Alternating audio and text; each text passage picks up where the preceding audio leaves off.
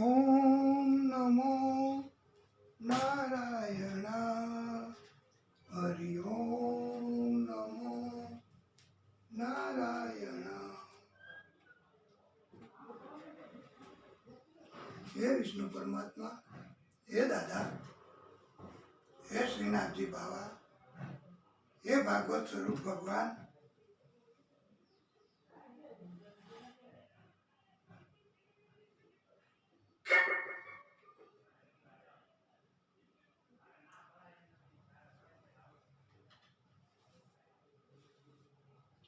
બોલીએ ભાગવત સ્વરૂપ ભગવાન કી જય. ભાગવતજી કહે છે, હે વૈષ્ણવો, નિર્દોષ ભાવ, શુદ્ધ મન એ જ ભગવાન ને રાજી કરવા મહત્વનું છે. ભગવાન એ આવો ભાવ જાગે તો જ ભક્તોને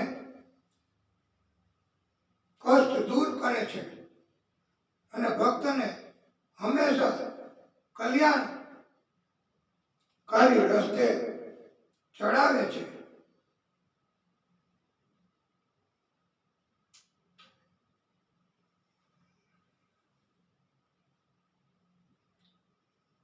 ભાગવતજી એ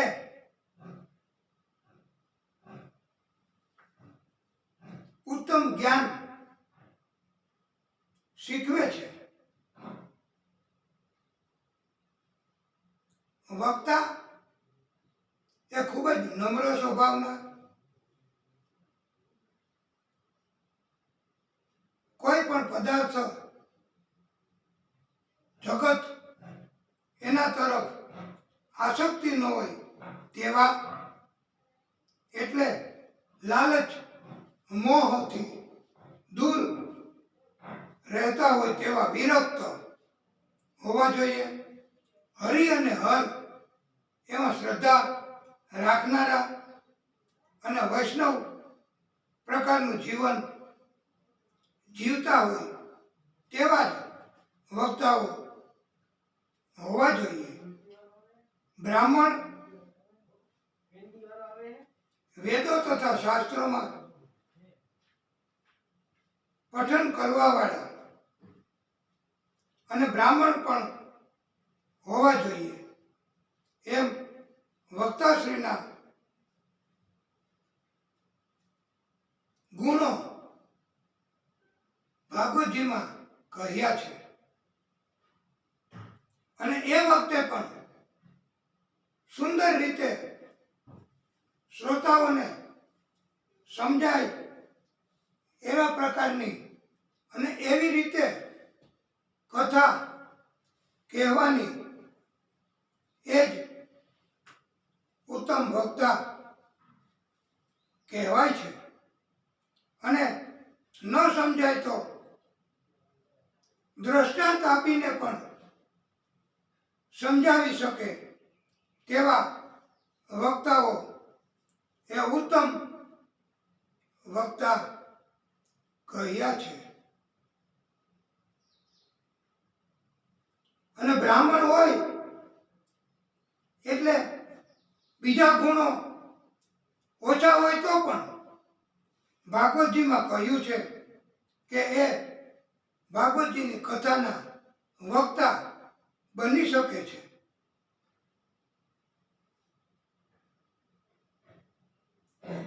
ભાગવતજીની કથા એટલી બધી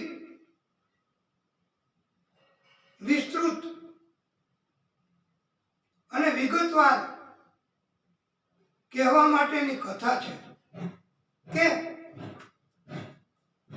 મહિનાઓ વર્ષો સુધી કથાઓ કહ્યા કરીએ તો પણ કથા પૂરી થાય એવી કથા નથી.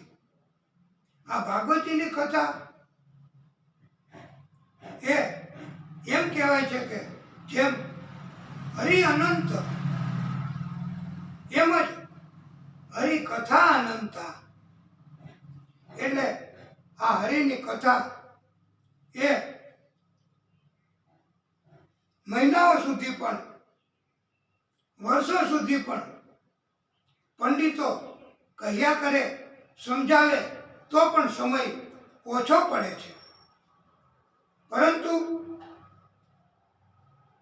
એમ કહેવામાં આવ્યું છે, પંડિતો કહે છે કે ભાગવતજીની કથા એટલી બેલેન્સ જાળવીને કહેવાની કથા છે કે એક જ પ્રસંગ કહ્યા કરવાથી, એક પ્રસંગ ઉપર વધારેમાં વધારે કથા કરવાથી બાકીના પ્રસંગોને ન્યાય વક્તાશ્રી આપી નહીં શકે. એટલે વક્તાશ્રીની કસોટી પરીક્ષા તો કથા જ્યારે કહે ત્યારે થઈ જાય છે કે ઘણી વખત એક પ્રસંગમાં વક્તાશ્રીને ઘણો પ્રેમ જાગે અને વિસ્તૃત રીતે કથાઓ કહ્યા કરે, અને સાથે સાથે ઘણા વક્તાશ્રીઓને પણ બીજી બાબતો, દુનિયાની બાબતો અને પોતાની પણ પ્રવૃત્તિ શું કરે છે તેનો ખ્યાલ આપવા માટે પણ આવી બધી બાબતોમાં સમય આપવો પડે છે. એટલે કલાક ઉપરાંત પણ વધારે સમય આવી બાબતોમાં જાય તો પછી કથા જે કહેવાની છે એ કહી શકાશે નહીં. અત્યારે તો કળિયુગ છે, વિજ્ઞાનના સાધનો છે અને મનુષ્યો બધા અતિશય તીવ્ર બુદ્ધિ ધરાવનારા છે. નાના બાળકો પણ પોતાની પાસેનો મોબાઈલ લઈ અને એક જ મિનિટમાં પોતાના મોબાઈલમાં વક્તાશ્રી જે કથા કહેતા હોય ને એ કથા સર્ચ કરી અને સાંભળી અને જાણી લે છે. આવા સમયમાં વક્તાશ્રીની પરીક્ષા, કસોટી થઈ જાય છે અને ત્યારે જે ભક્તિભાવવાળા વક્તાઓ છે એમની કિંમત, એમનું મૂલ્ય ઓછું ન થાય એટલા માટે વક્તાશ્રીએ ભક્તિ, પ્રેમ અને કથા તરફ પ્રીતિ રાખી સમાધિવશ થઈ અને પ્રભુની કથા કહેવાની છે. અને વક્તાશ્રી ઉપર એવી ફરજ પાડવામાં આવી છે કે કથા શરૂ કરે એટલે વક્તાશ્રીએ બીજી કોઈ બાબતમાં, બીજા કોઈ વિષયોમાં પોતાનું પ્રવચન કરવાનું નથી.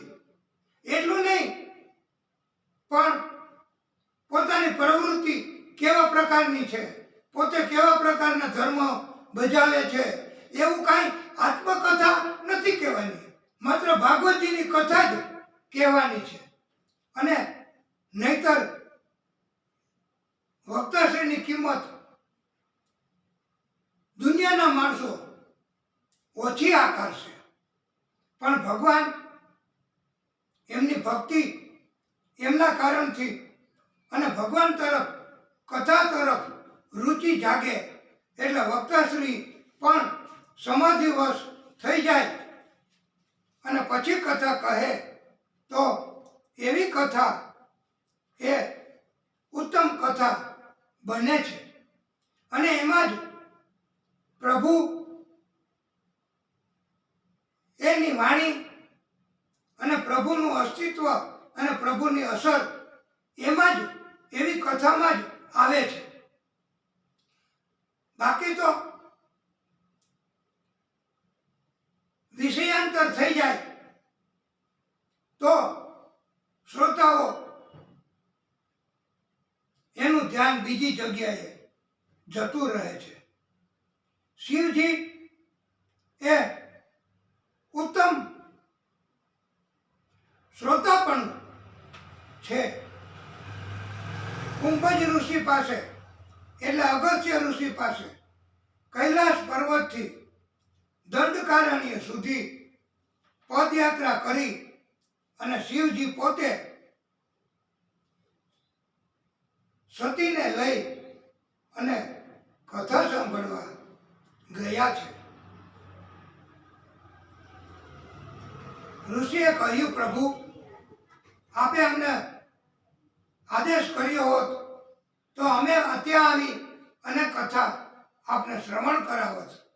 પણ ત્યારે શિવજીએ કહ્યું છે કે શ્રોતાઓએ કોઈ જાતનું અભિમાન રાખવાનું નથી. કથામાં પ્રીતિ અને પ્રેમ રાખવાના છે અને એટલે જ શિવજીને કોઈ જાતનું અભિમાન નથી અને પોતે કથા સાંભળવાના હેતુથી જ કુંભજ ઋષિ પાસે અગસ્ત્ય ઋષિ પાસે ગયા છે અને ઋષિએ કથા સંભળાવી છે.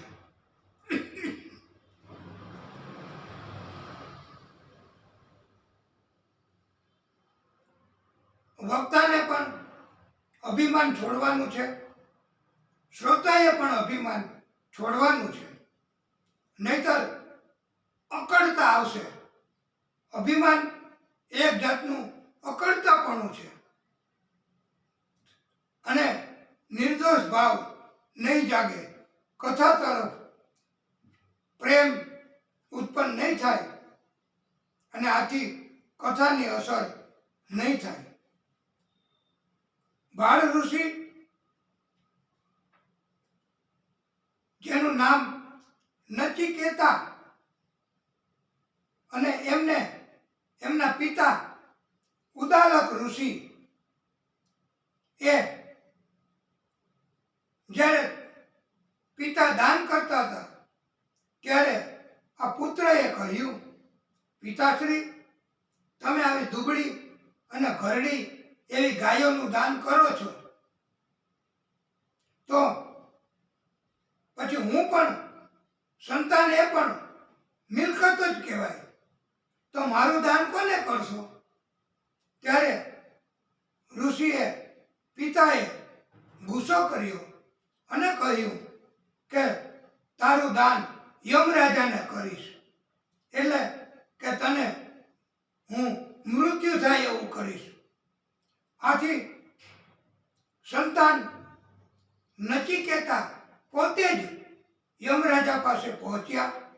ત્યાં જઈ અને એમને યમરાજાનો ઇંતજાર કરવો પડ્યો, રાહ જોવી પડી.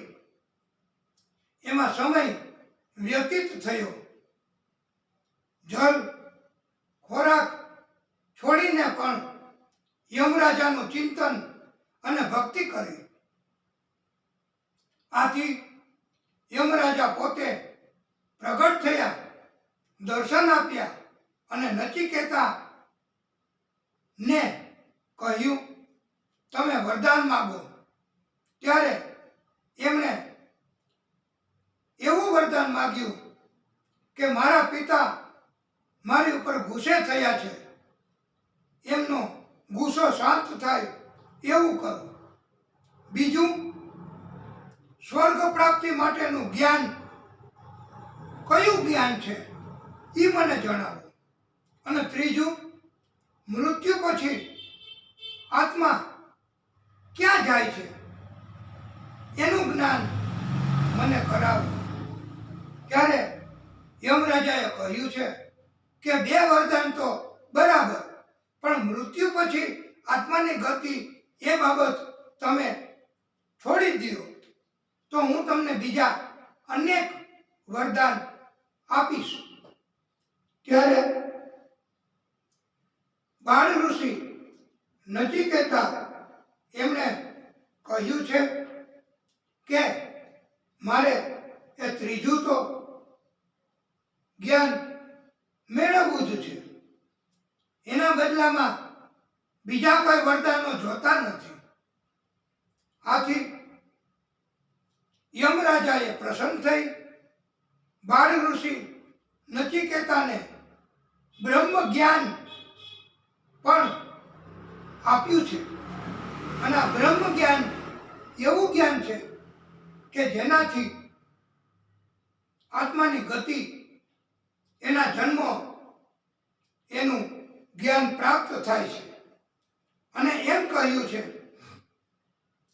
સુશીલો માતૃપુણ્યેન પિતૃપુણ્યેન ચાતુર ઔદાર્ય વંશ પુણ્યેન આત્મપુણ્યેન ભાગ્યવાન. એટલે મનુષ્ય પોતાની માતાના પુણ્યથી સુશીલ બની શકે, સદગુણી બની શકે, પિતાના પુણ્યથી ઉદાર બની શકે, ચતુર બની શકે, અને વંશ પેઢીના પુણ્યથી, પરંપરાગત પેઢીઓના પુણ્ય હોય તો તેના કારણથી મનુષ્ય ઉદાર બની શકે. આમ બીજાના કર્મોથી આવી રીતે 3 જ પ્રકારની સિદ્ધિ મનુષ્યને મળે છે. પણ મનુષ્યએ ભાગ્યવાન બનવું હોય તો માત્ર ને માત્ર પોતે જ સત્કર્મો કરવા, પોતે જ પુણ્ય કમાણી કરવી, અને તો જ પોતે ભાગ્યવાન બની શકે છે. એવું આ ભાગવતજીની કથાના માધ્યમથી ઉત્તમ પ્રકારનું શિક્ષણ ભાગવતજીએ આપ્યું છે.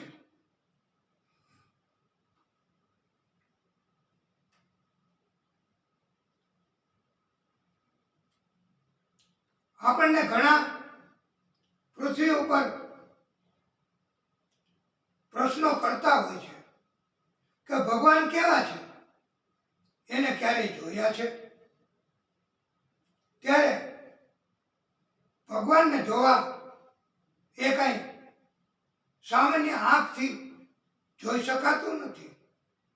ભગવાન પ્રસન્ન થાય, ભક્તિ જાગે, ભગવાન તરફ પ્રેમ જાગે તો જ, અને ભગવાન દિવ્ય દ્રષ્ટિ આપે તો જ એમના દર્શન થઈ શકે છે. જગતમાં, દુનિયામાં ભગવાન તો છે જ, પણ એના દર્શન નથી થતા.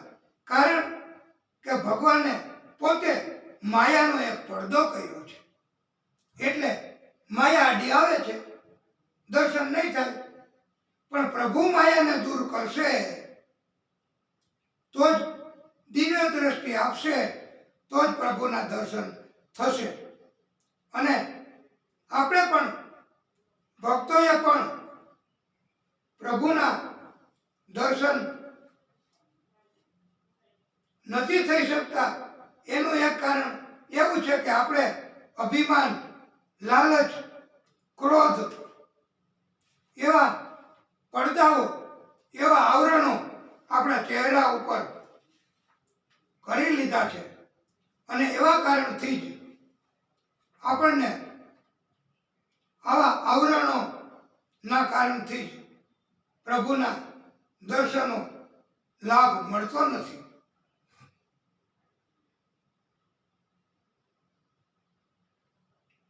સુખદેવ પ્રભુએ કહ્યું છે, હે રાજન, પરમાત્માના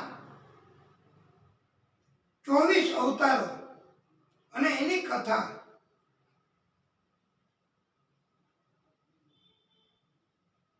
અતિ દિવ્ય કથા છે અને એ હું હે પરીક્ષિત તમને સંભળાવું છું. પરમાત્માએ પ્રથમ અવતાર સનક, સનંદન, સનાતન, સનત એ 4 નામના બાળકુમારોના સ્વરૂપમાં અવતાર લીધો છે અને બ્રહ્મચર્યનું પાલન કર્યું છે. અખંડ રીતે બ્રહ્મચર્યનું પાલન કરવાથી મન સ્થિર થાય છે, બીજે ભટકતું બંધ થાય છે. આમ મન ચિત્ત પવિત્ર થાય તો એના કારણથી અભિમાનનો નાશ થાય છે એવો બોધ આપ્યો છે. બીજો અવતાર પરમાત્માએ રસાતળમાં ગયેલી પૃથ્વીને સમુદ્રમાંથી બહાર લાવવા માટે બ્રહ્માજીના નાકમાંથી વરાહ સ્વરૂપે પ્રાગટ્ય કર્યું છે. બ્રહ્માજીને છીક આવી એટલે સૂક્ષ્મ એવું વરાહ ભૂંડનું સ્વરૂપ નીકળ્યું. ધીમે ધીમે ધીમે તો બહુ મોટું થવા લાગ્યું, અતિ વિરાટ બન્યું અને પછી એ સમુદ્રમાં જઈ પૃથ્વીને બહાર લાવવાનું એમણે કાર્ય કર્યું છે. વરાહ એ એમ કહેવાય છે કે લોભ એને દૂર કરે છે. વરાહ ભગવાન ની કૃપા ન હોય તો લોભ જાગે અને એવો વિચાર આવે કે આ વખતે કથા નથી કરવી, ખર્ચો નથી કરવો, માત્ર 1 જ કલાકની સત્યનારાયણ ભગવાનની કથા કરાવી લઈએ, આવતા વર્ષે સપ્તાહનું આયોજન કરશું. આ લોભ જાગ્યો કહેવાય. વરાહ સ્વરૂપે અવતાર લઈ એવો બોધ આપ્યો છે કે લોભ જાગશે તો સત્કર્મ નહીં થઈ શકે, સત્સંગ નહીં થઈ શકે. અને ત્રીજો અવતાર દેવર્ષિ નારદના સ્વરૂપમાં પ્રભુએ લીધો છે. ધર્મ પત્ની મૂર્તિ દેવીના ગર્ભમાંથી વિષ્ણુ પરમાત્માએ નર નારાયણનું રૂપ ધારણ કરી પ્રાગટ્ય કર્યું છે અને આ ચોથો અવતાર પ્રભુએ ધારણ કર્યો છે. પાંચમો અવતાર કપિલ ભગવાન સ્વરૂપે પ્રભુએ લીધો છે. એ કપિલ ભગવાન એને સિદ્ધોના સ્વામી કહ્યા છે તથા આસુરી નામના એક વિપ્રને સાંખ્ય શાસ્ત્રનો ઉપદેશ આપ્યો છે. સાંખ્ય શાસ્ત્ર એટલે નિર્ણય કરવાનું શાસ્ત્ર એમ કહેવાય છે. છઠ્ઠો અવતાર સતી અનસુયાએ વરદાન માંગતા ભગવાન શ્રી હરિ વિષ્ણુ પરમાત્માએ દત્તાત્રેયના રૂપમાં ધારણ કર્યો છે.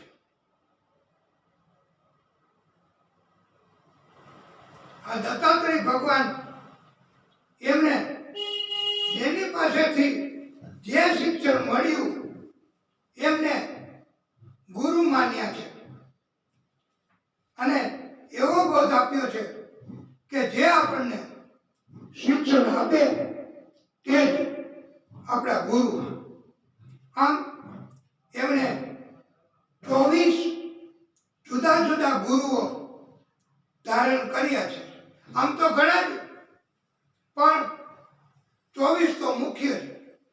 એટલે પૃથ્વી, વાયુ, આકાશ, જળ, અગ્નિ, ચંદ્ર, સૂર્ય, હોલો, અજગર, મધુદૂત, મધુમાખી, હાથી, માછલી, વેશ્યા,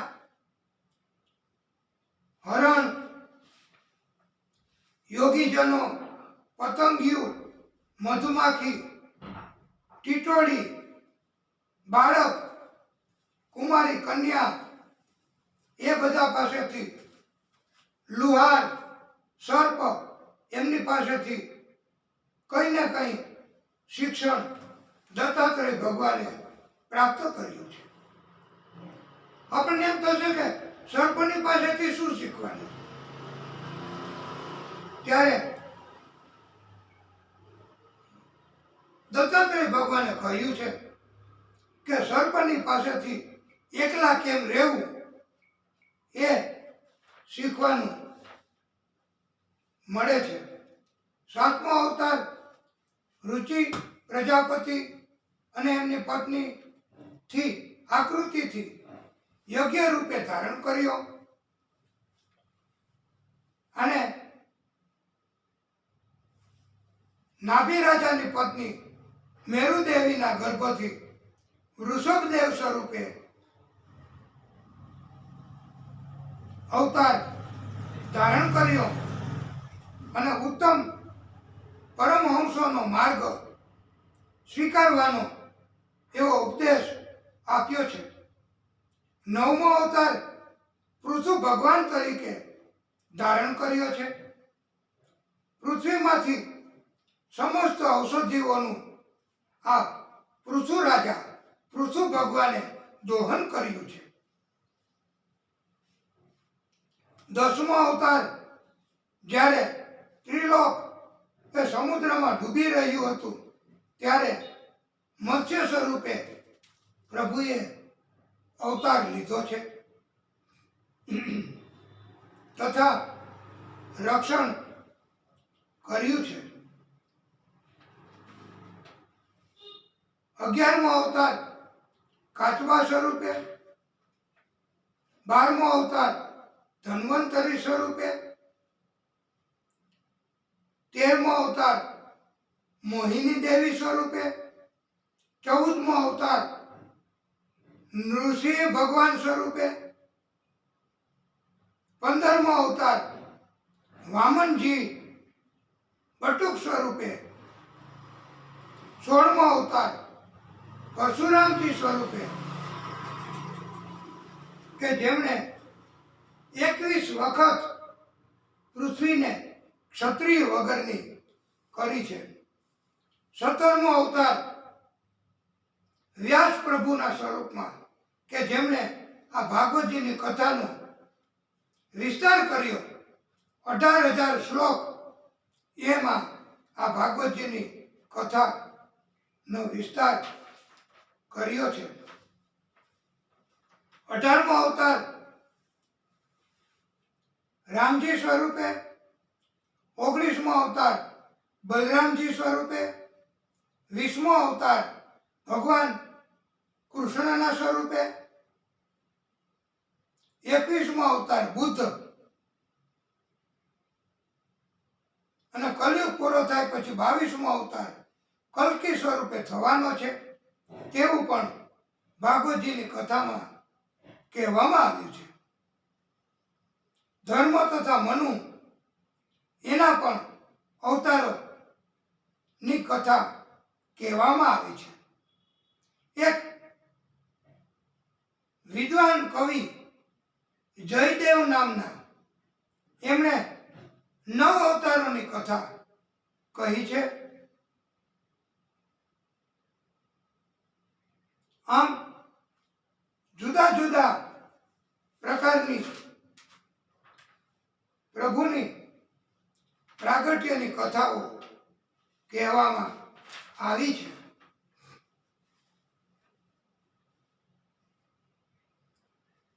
ભગવાને અવતાર લીધો ન હોય અને જાતે જ કોઈ દૈત્યનો નાશ કર્યો હોય તો એવી કથા પરીક્ષિતજી કહે છે કે અમને શ્રવણ કરાવો. ત્યારે સુખદેવ પ્રભુ કહે છે કે અવતાર લીધા વગર જાતે જ પરમાત્માએ દૈત્યનો નાશ કર્યો હોય એ માત્ર ને માત્ર એક જ જાલંધર નામનો મોટો દૈત્ય હતો. એમની પત્ની સતી હતી. એમનું નામ વૃંદા હતું.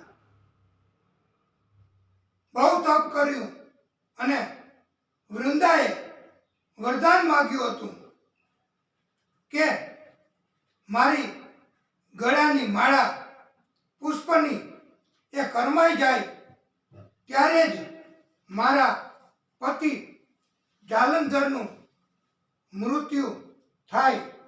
એ પહેલા એમનું મૃત્યુ ક્યારેય ન થાય એવું વરદાન જાલંધરના પત્ની વૃંદાએ માગ્યું છે. અને આવું વરદાન મળ્યું અને જાલંધર એમના પત્નીનું ચારિત્ર ખંડન કરવા કોણ જઈ શકે? એટલે જાલંધરને તો અભિમાન જાગ્યું, બધાને ત્રાસ દેવા લાગ્યો. આ દૈત્યોનો રાજા સમ્રાટ બન્યો. ઇન્દ્રને હરાવ્યા.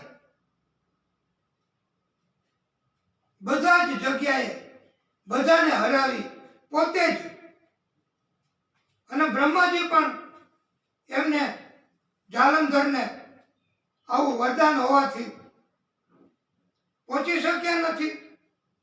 અને જાલંધરે હવે તો અભિમાનના કારણથી મહાદેવજીને પણ ચેતવણી આપી છે અને કહ્યું છે કે કૈલાસ પર્વત ઉપર હું ચડાઈ કરીશ અને તમને હરાવીશ. માટે મને કૈલાસ પર્વતનું સામ્રાજ્ય સોંપી દો. ત્યારે મહાદેવજીએ પણ યુદ્ધ કર્યું અને મહાદેવજી પણ આ દૈત્યને હરાવી શક્યા નથી. આથી આ દૈત્ય ને કેમ હરાવવો તેના માટે મહાદેવજીએ પણ વિષ્ણુ પરમાત્મા શ્રી હરિને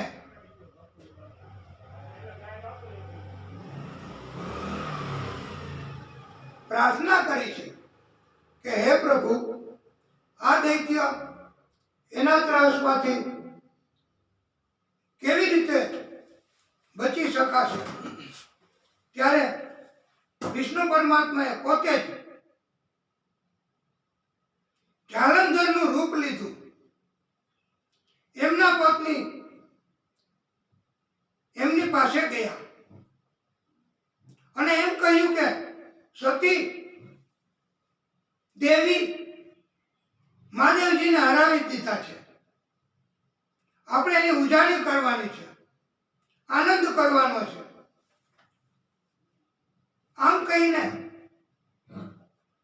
પ્રભુએ દેવીની સાથે જાલંધરની પત્ની વૃંદાની સાથે એમણે એમના ચારિત્રનું ખંડન કર્યું છે, ચારિત્રને ભ્રષ્ટ કર્યું છે. અને દેવીને ખબર પડતા વૃંદાને ખબર તો પડી કે તમે મારા પતિ નથી, જાલંધર નથી. તમે મૂળ સ્વરૂપમાં આવી જાઓ અને તમે મારા ચારિત્રનું ખંડન કર્યું છે. આથી હું તમને શ્રાપ આપું છું કે તમે પથ્થર બની જાઓ. આથી સતીના ત્રાસથી, સતીના આવા કારણથી પ્રભુને પથ્થર બની જવું પડ્યું છે.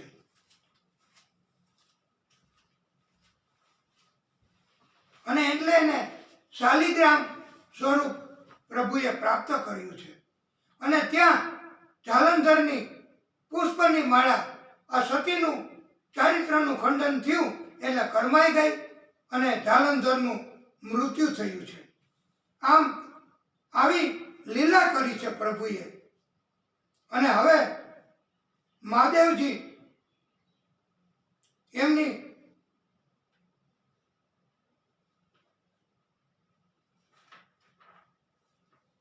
ઉપર પણ પ્રભુએ આવી રીતે કૃપા કરી છે.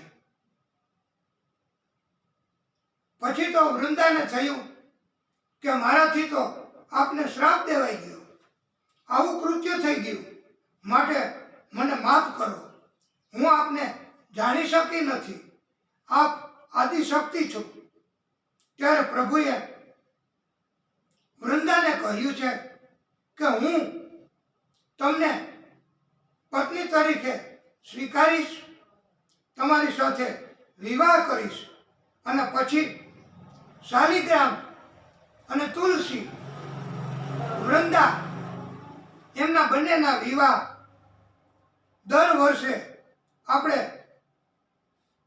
કાર્તક મહિનાની 11 ના દિવસે આ પ્રભુના વિવાહ શાલિગ્રામ અને તુલસી સ્વરૂપમાં કરીએ છીએ અને ઉત્સવ મનાવીએ છીએ.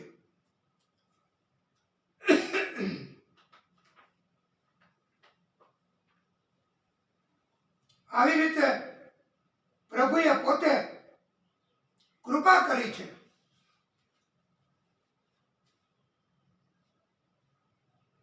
બાણશૈયા ઉપર ભગવાન શ્રી કૃષ્ણ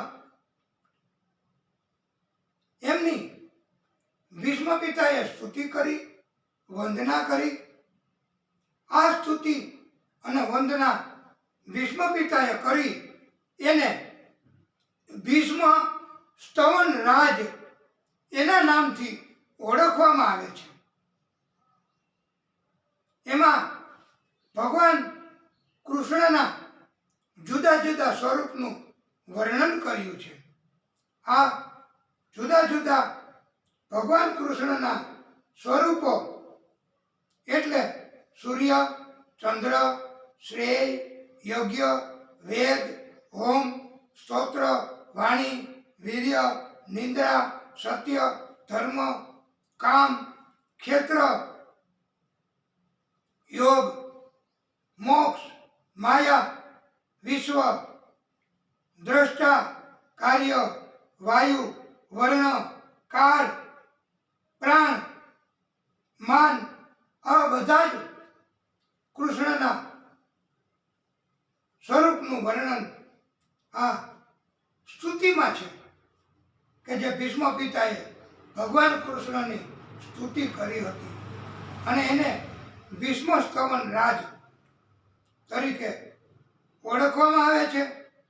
અને એમ કહેવામાં આવ્યું છે કે જ્યારે આપણને ભૂખ લાગે ત્યારે રામ અને કામ સતાવે ત્યારે ભગવાન કૃષ્ણ એનું સ્મરણ કરવું.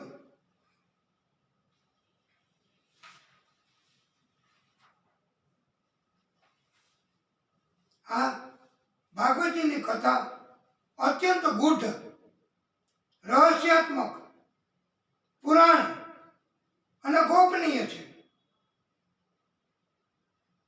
ભગવાનના જુદા જુદા સ્વરૂપોનો અનુભવ કરાવનારી છે તથા ભાગવતજીની કથા બધા જ વેદોનો સાર તરીકે છે.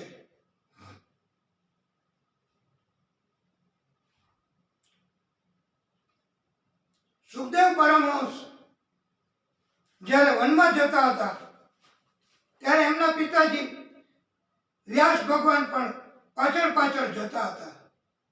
હવે સુખદેવજીએ તો કાંઈ પહેર્યું નહોતું, વસ્ત્ર પણ એકદમ વસ્ત્રહીન દશામાં હતા. સરોવરમાં સ્નાન કરતી ગોપીઓ, સ્ત્રીઓએ જોયું તો ત્યારે એ જળમાંથી બહાર નીકળી સુખદેવ પ્રભુને પ્રણામ કરે છે, પ્રાર્થના કરે છે. અને આ સ્ત્રીઓએ પણ પોતાના વસ્ત્રો પહેર્યા નથી, એમને જળની બહાર નીકળી ગઈ છે. અને પાછળ થોડી વાર પછી એમના પિતા વ્યાસ ભગવાન એ જ્યારે નીકળ્યા ત્યારે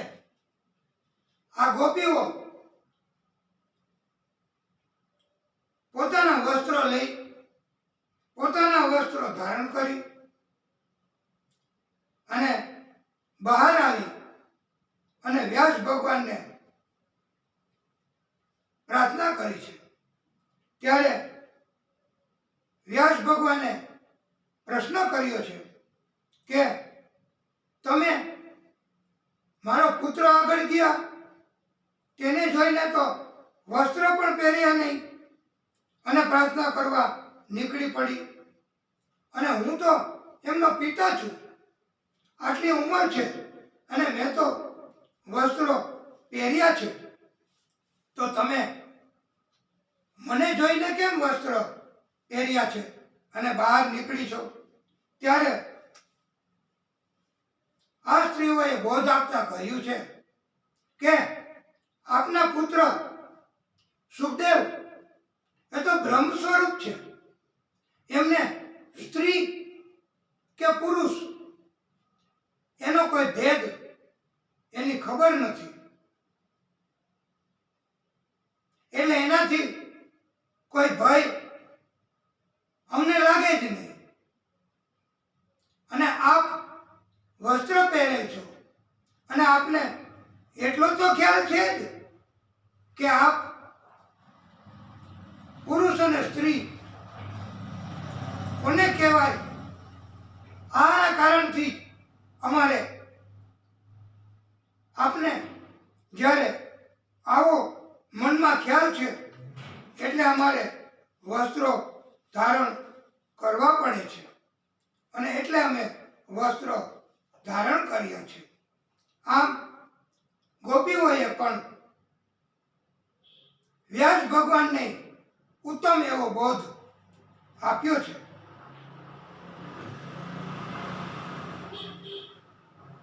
સુખદેવ પ્રભુ કહે છે, હે પરીક્ષિત,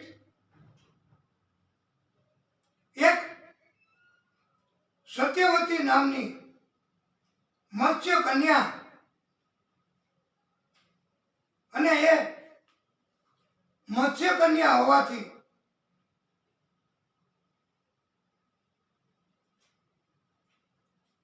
એમનું પણ વ્રત નિયમ સત્ય બોલવાનો હતો, આથી એમને સત્યવતી કહેતા હતા. આ મત્સ્ય કન્યાનો ગર્ભ ઉપરીચર નામના વસુથી આ મત્સ્ય કન્યાની માતાને રહ્યો, અને પછી જન્મ થયો એ કન્યા ને મત્સ્ય કન્યા તરીકે ઓળખવામાં આવે છે. અને આ મત્સ્ય કન્યા એ સત્યવતી અને હંમેશા સત્ય જ બોલતી, નદીના એક કિનારેથી બીજા કિનારે હોડી લઈ અને આ મત્સ્ય કન્યા સત્યવતી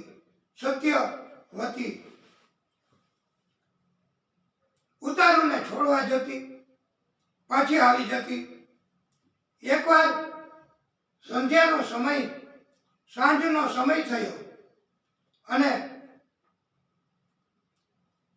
સત્યવતીને આ કિનારે તો આવવાનું જ હતું જ, કારણ કે આ કિનારે તેમનું નિવાસ સ્થાન હતું. કોઈ ઉતારું ન મળે તો પણ સત્યવતીએ તો હોડી એમને મકારીને જ આવવું ફરજિયાત હતું. ત્યારે સત્યવતીએ ત્યાં વનમાં પોકાર કર્યો છે અને કહ્યું છે કે કોઈની ઈચ્છા પેલે પાર ઉતરવાની છે? આ છેલ્લો ફેરો છે. આ શબ્દો ત્યાં તપ કરતા ઋષિ પારાશરજી એમના કાને પડ્યા અને ઋષિએ સાંભળ્યું કે આ પેલે પાર ઉતારનાર અને છેલ્લો ફેરો. આથી ઋષિ પ્રભાવિત થયા અને પહોંચ્યા અને એમાં હોડીમાં બેસી ગયા. રસ્તામાં ઋષિએ દિવ્ય એવો સમય, દિવ્ય એવી ઘડી, દિવ્ય એવો પળ એનું ઋષિને જ્ઞાન થયું અને ઋષિને ખાતરી થઈ કે અત્યારે આ સમયે આ કોઈ પણ સ્ત્રી એને ગર્ભાધાન થાય તો અતિશય એટલું જ નહીં પણ ભગવાનનું અવતાર્ય થાય, ભગવાનનું પ્રાગટ્ય થાય એવો સમય આ ચાલુ છે. આથી સત્યવતીની સંમતિ લઈ ઋષિએ તેમનામાં ગર્ભાધાન કર્યું. સત્યવતીએ પછી સમય જતા બાળકનો જન્મ કરાવ્યો. એ બાળક એને સત્યવતી તો રાખી શકે તેમ હતી નહીં. સત્યવતીએ એ બાળકને એક ટાપુ ઉપર છોડી દીધો અને આ બાળક શ્યામ એટલે કાળો હતો અને ટાપુ ઉપર છોડ્યો. તેથી તેને દ્વૈપાયન એટલે વિસ્તાર કરી શકે એવો ટાપુ ઉપર રહેનાર દ્વૈપાયન અને વ્યાસ એટલે વિસ્તાર કરી શકે તેવા એમ આ બાળક એનો મોટો થતા એમને ટાપુ ઉપર છોડ્યો અને એને વિસ્તાર કરી શકે તેવો એનામાં ગુણ આવ્યો અને એમણે એટલા બધા વેદો, ઉપવેદો અને આ ભાગવતજીની કથા જે 4 શ્લોકમાં હતી એમનો પણ વિસ્તાર કર્યો છે. એમ આ વ્યાસ ભગવાન તરીકે પ્રાગટ્ય કર્યું છે અને આ વ્યાસ ભગવાનનું પ્રાગટ્ય થયું. ભગવાને પોતે વ્યાસ ભગવાન સ્વરૂપે, વ્યાસ સ્વરૂપે અવતાર ધારણ કર્યો અને એટલે એમનું મૂળ નામ કૃષ્ણ દ્વૈપાયન વ્યાસ એવું કહેવામાં આવ્યું છે અને એને વ્યાસ ભગવાન તરીકે આપણે બધા ઓળખીએ છીએ.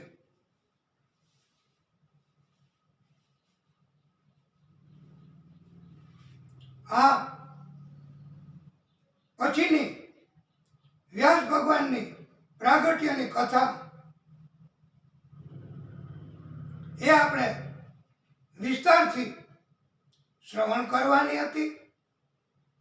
આ વ્યાસજીએ એક જ વેદના 4 ભાગ કરી 4 વેદોની રચના કરી છે અને ચારેય વેદો ઋગ્વેદ, યજુર્વેદ, સામવેદ, અથર્વવેદ અને આ ચારેય વેદોનો સાર એવો પંચમ વેદ મહાભારત એમની રચના કરી છે.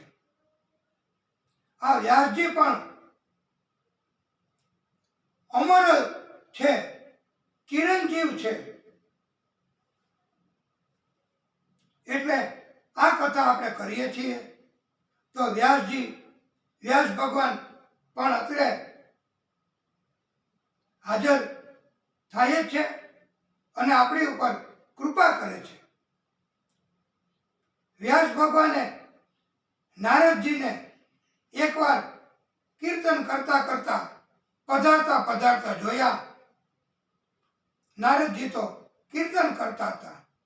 શ્રીમન નારાયણ નારાયણ નારાયણ, શ્રીમન નારાયણ નારાયણ નારાયણ.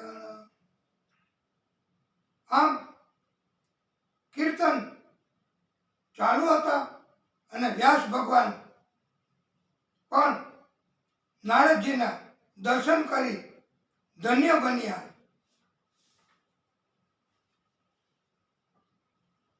અને વ્યાસજીએ નારદજીને કહ્યું છે કે હે દેવર્ષિ, મેં 5 વેદોની ઉત્પત્તિ કરી, છતાં મને હજી સંતોષ નથી. કંઈક ને કંઈક હજી રચના કરવાની ઈચ્છા જાગે છે.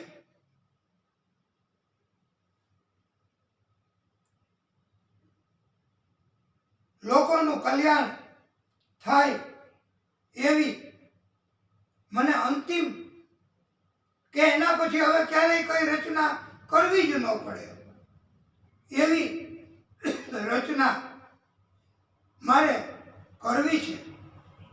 માટે હે દેવર્ષિ, આપ કૃપા કરીને મને જણાવો કે મારે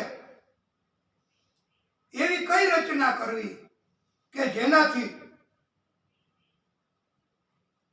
કાયમી લોકોનું કલ્યાણ થાય. ત્યારે વ્યાસ ભગવાનને દેવર્ષિ નારદજી રસ્તો બતાવે છે અને બોધ આપે છે. આપણે કથાને થોડો વિરામ આપીશું અને પછી આગળની કથા કહીશું. બોલીએ ભાગવત ભગવાન કી જય. હે નારાયણ પ્રભુ, હે વિષ્ણુ પરમાત્મા, હે દાદા,